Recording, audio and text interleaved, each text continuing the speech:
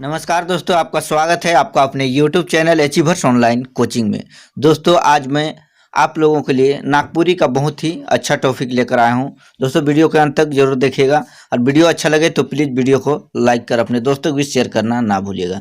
आज हम लोग नागपुरी व्याकरण के अंतर्गत विशेषण को पढ़ेंगे। जी हाँ दोस्तों, आज हम लोग इस वीडियो में विशेषण को विस्तार से समझेंगे। आप इस वीडियो का अंत तक देखते हैं तो विशेषण से संबंधित किसी भी तरह का डाउट नहीं रहेगा। तो चलिए हम लोग ज़्यादा बात ना करते हुए वीडियो को शुरू करते हैं। और दोस्तों वीडियो शुरू करने से पहले आपको कहना चाहूँगा कि आपने यदि इस YouTube चैनल को अभी तक सब्सक्राइब नहीं किया तो सब्सक्राइब कर लीजिए, साथ ही बेल आइकन को भी ऑन कर दीजिए ताकि हमारे द्वारा अपलोडेड वीडियो का नोटिफिकेशन आपको सबसे पहले मिल सके। और अभी तक आपने हमारे पुराने वीडियो नहीं देखे हैं तो डिस्क्रिप्शन बॉक्स में लिंक दिया जा रहा है, आप डिस्क्रिप्शन बॉक्स चेक कर देख सकते हैं। दोस्तों नागपुरी का इस यूट्यूब चैनल में बहुत सारे वीडियो अपलोड कर दिया गया है। चलिए अब देखते हैं विशेषण। दोस्तों इसका परिभाषा को सबसे पहले समझते हैं। जे संज्ञा चाहे सर्वनाम कर विशेषता के बताएला उके विशेषण कहल जाएला। जो संज्ञा या सर्वनाम का विशेषता को बताता है उसे विशेषण कहा जाता है। देखिए राजू बेस आदमी है, इसका उदाहरण देखिए कि राजू बेस आदमी है। इसमें आदमी का विशेषता बताया जा रहा है, राजू का विशेषता बताया जा रहा है कि राजू क्या है, अच्छा आदमी है। तो बेस क्या है, ये विशेषण है। उ हरियर गछ है कि उ हरियर गछ है, ठीक है, उसका विशेषता बताया जा रहा है। गछ क्या है, गछ मतलब कि पेड़ हरा है, ठीक है। उ हरियर गछ है कि गछ मतलब कि पेड़ क्या है, हरा है, इस तरह से। तो संज्ञा चाहे सर्वनाम यानी कि संज्ञा या सर्वनाम का विशेषता बताता है उस शब्द को, उसको यानी कि क्या बोलते हैं, विशेषण कहते हैं। चलिए आगे बढ़ते हैं। विशेषण का काम क्या है उसको भी देख लेते हैं। विशेषण कोने आदमी जिनिस चीज वस्तु कर विशेषता बताएला, उकर कमी बेसी के बताएला, उकर अर्थ गोटे के सीमा में बांधेला, संख्या कर बोध कराएला या मात्रा के बताएला। देखिए विशेषण का काम ये है कि वो किसी व्यक्ति मतलब किसी आदमी, जिनिस वस्तु या समान, चीज वस्तु समान कोई चीज का विशेषता बताता है या उसके कमी बेसी को बताता है, उसका अर्थ को एक सीमा में बांध के रखता है, उसका संख्या को बताता है, तो उसे विशेषण कहते हैं। मतलब विशेषण का काम यही है, किसी व्यक्ति वस्तु का विशेषता बताना, उसका कमी बेसी को बताना, किसी का अर्थ को एक सीमा में बांध के रखना है, या तो उसका संख्या का बोध कराना या फिर उसका मात्रा बताना। ये क्या है, विशेषण का काम है। चलिए इसको अच्छे से समझते हैं आगे। अब पराविशेषण देखते हैं। जे शब्द विशेषण कर विशेषता बताएला ओके पराविशेषण कहे। विशेषण तो संज्ञा या सर्वनाम का विशेषता बताता ही है, ठीक है, लेकिन विशेषण का विशेषता बताता है उसे क्या कहते हैं, पराविशेषण कहते हैं।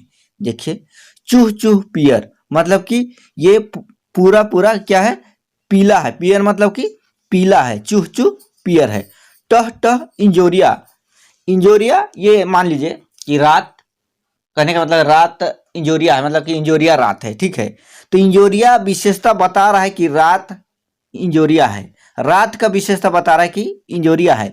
लेकिन यहाँ देखिए इंजोरिया का भी विशेषता बताया जा रहा है कि टह टह इंजोरिया मतलब कि बहुत ज्यादा उजाला है, इंजोरिया है, इस तरह से। भैंस अंधार, भैंस अंधार मतलब कि अंधार है, रात अंधार है, इसमें अंधार तो विशेषता बता रहा है। भैंस मतलब कि ज्यादा, भैंस अंधार है, बहुत ज्यादा अंधेरा है, इस तरह से। उम्मीद है समझ में आ गया होगा। चलिए आगे बढ़ते हैं। अब विशेषण का भेद देखते हैं। विशेषण का भेद देखिए, सर्वनामिक विशेषण, संख्यावाचक विशेषण, गुणवाचक विशेषण। दोस्तों ये विशेषण का भेद हुआ और इसका भेद का भी भेद है और अभी हम लोग विस्तार से पढ़ेंगे। और इस वीडियो को देखने के बाद मुझे नहीं लगता है कि आप लोगों को कुछ और दूसरा विशेषण संबंधित वीडियो देखना पड़ेगा। और इस वीडियो को कराने के बाद मैं इससे संबंधित प्रश्नोत्तर लेके आऊंगा जिसमें आपका डाउट 100% पूरी तरह से क्लियर हो जाएगा। चलिए अब देखते हैं सर्वनामिक विशेषण। सर्वनामिक विशेषण अभी देखिए उसी का ये क्या है, उसी का भेद है, मौलिक सर्वनामिक, यौगिक सर्वनामिक। फिर आगे देखिए संख्यावाचक विशेषण। संख्यावाचक विशेषण का देखिए 3 भेद है, निश्चित संख्यावाचक, अनिश्चित संख्यावाचक और परिमाण वाचक संख्या या संख्यावाचक, ठीक है। चलिए आगे देखते हैं गुणवाचक विशेषण। गणनावाचक, कर्मवाचक, आवृत्तिवाचक, समुदायवाचक, प्रत्येकवाचक, ये इसका भेद है। ठीक, इसको अब हम लोग विस्तार से देखते हैं। सर्वनामिक विशेषण क्या है, हम लोग क्या किसका कितना भेद है उसको देखें। अब इसमें उस भेद को परिभाषा के साथ और उसका उदाहरण के साथ हम लोग विस्तार से समझेंगे। सर्वनाम जब कोनो संज्ञा कर पहले आवेला, ध्यान दीजिएगा, सर्वनाम जब कोनो संज्ञा कर पहले आवेला तब उस सर्वनामिक विशेषण कहेला। ठीक है, अब देखिए, ई पोरा गांज, उ कुंबा कोनो धांगर, ये इसका उदाहरण है। देखिए यहाँ पर हिया पोरा गांज, कुंबा, धांगर कर पहले विशेषण कर रूप में मैंने अभी आप लोगों को बताया कि ई पोरा गांज, उ कुंबा, उ धांगर, इस तरह से मैंने आप लोगों को बताया। तो देखिए इसमें ई उ कोनो सर्वनाम आए है, ये कोई सर्वनाम है। ठीक है, इसीलिए इसे सर्वनामिक विशेषण कहा जाता है। ठीक है, ये सर्वनामिक विशेषण है, कहने का मतलब है। चलिए आगे देखिए, सर्वनामिक विशेषण का दो भेद होला, इसका भी दो भेद होता है, मौलिक सर्वनामिक विशेषण, यौगिक सर्वनामिक विशेषण। चलिए इसको विस्तार से देखते हैं। मौलिक सर्वनामिक विशेषण क्या होता है? मौलिक सर्वनामिक विशेषण जे बेगर कोनो बदलाव के संज्ञा कर पहले आवेला वो मौलिक सर्वनामिक विशेषण कहायला। ध्यान दीजिएगा, जो बिना किसी बदलाव के संज्ञा के पहले आता है उसे मौलिक सर्वनामिक विशेषण कहते हैं। जैसे कुरिया क्या है? कुरिया संज्ञा है, कुरिया मतलब कि कुंबा। ठीक है, उ मतलब कि ये क्या है? उ सर्वनाम है, बिना किसी बदलाव के ये उससे पहले आया, किससे पहले? संज्ञा के पहले आया, तो ये क्या हो गया? सर्वनामिक विशेषण। जैसे धांगर में उ पहले आया, ठीक है, उ सर्वनाम पहले आया बिना किसी बदलाव के, तो उ धांगर हो गया। तो क्या हो गया? ये मौलिक सर्वनामिक, ये मूल सर्वनाम कहने का, सर्वनामिक विशेषण कहने का मतलब ये है। ठीक है, किसी तरह का कोई यहाँ पर बदलाव नहीं हुआ। ठीक है, चलिए आगे देखते हैं। यौगिक, यौगिक सर्वनामिक विशेषण, जे मूल सर्वनाम में प्रत्यय लगा ले बनेला। जो मूल सर्वनाम है उसमें प्रत्यय लगाकर बनता है, उसे यौगिक सर्वनामिक विशेषण कहा जाता है। जैसे कैसन घर, कई सन प्रत्यय लगल है, इसमें देख लीजिए। ईसन आदमी, जैसन देश, इस तरह का जो रहेगा वो यौगिक सर्वनामिक विशेषण होगा। ठीक है, चलिए आगे बढ़ते हैं। गुणवाचक विशेषण, जोन शब्द में संज्ञा कर गुण, दोष, दशा, स्वभाव, प्रकार, समय, ठाव कर पता चले उके गुणवाचक विशेषण कहल जाएगा। ठीक है, चलिए आगे बढ़ते हैं, देखते हैं इसके कितने रूप हैं। मतलब मुख्य रूप, मुद मतलब मुख्य रूप। काल के अंतर्गत देखते हैं, काल मतलब समय, नवा, नवा मतलब नया, पुराना मतलब पुराना, अगला आगे वाला, पिछला पीछे वाला, भूत वर्तमान, भविष्य, टटका, टटका मतलब कि उसी तरह का। ठीक है, टटका, जैसे एगो इसमें वो वाक्य बना के देखते हैं हम लोग, टटका तोरे नियर दिखेला, मतलब सेम आप ही के जैसा दिखता है, इसका इस तरह से समझ सकते हैं। ठीक है, चलिए देखिए, ठाव, ठाव मतलब स्थान, लेंगा, लेंगा मतलब कि बायां। ठीक है, भतखैया मतलब दहिना, भात खाते हैं जिसमें, उसको नागपुरी में क्या भतखैया बोलते हैं। भीतरी अंदर, बाहरी बाहर, पूर्वाहा पूरब की तरफ, पश्चिमहा पश्चिम की तरफ, झारखंडी मतलब झारखंड में रहने वाला झारखंडी। ठीक, तो ये क्या हो गया? ये हो गया ठाव का बोध करा रहा है, तो ये गुणवाचक विशेषण हुआ। ठीक है, चलिए दोस्तों, इतना ईमानदारी से पढ़ा रहा हूँ, इतने अच्छे से समझाने की कोशिश कर रहा हूँ, फिर भी आप लोग वीडियो को शेयर नहीं करते हैं, लाइक करते हैं। लाइक जरूर करिए और वीडियो को शेयर भी कर दीजिए। फ्री में इतना अच्छा कंटेंट दे रहा हूँ, फिर भी आप लोग क्या दिक्कत है समझ में नहीं आता है। चलिए आकार देखिए, गोल, चाकर मतलब चौड़ा, लंबा, पूरा, पूरा मतलब छोटा, चौक मतलब कि तेज, और भोथर मतलब कि ये जैसे भोथर नहीं, कोई चाकू में कोई चीज नहीं कटाता है तो भोथर है बोलते हैं, वही चीज। रंग पियर, पीला, हरियर चरका, हरियर हरा चरका, सफेद, करिया, काला, धुंधुर मतलब कि धुंधला। इस तरह से ये सभी इस तरह से जो शब्द दिखेगा वो क्या होगा? वो गुणवाचक है, ये सब गुणवाचक है। जैसे दशा को अगर बोध कराता है, दुबर, दुबला, मोट मतलब कि मोटा, भारी वजन जैसे भारी वजन, गीला, सूखल, सूखा हुआ, धनी, गरीब, ये सब क्या है, ये दशा को बता रहा है, यानी कि स्थिति को बता रहा है।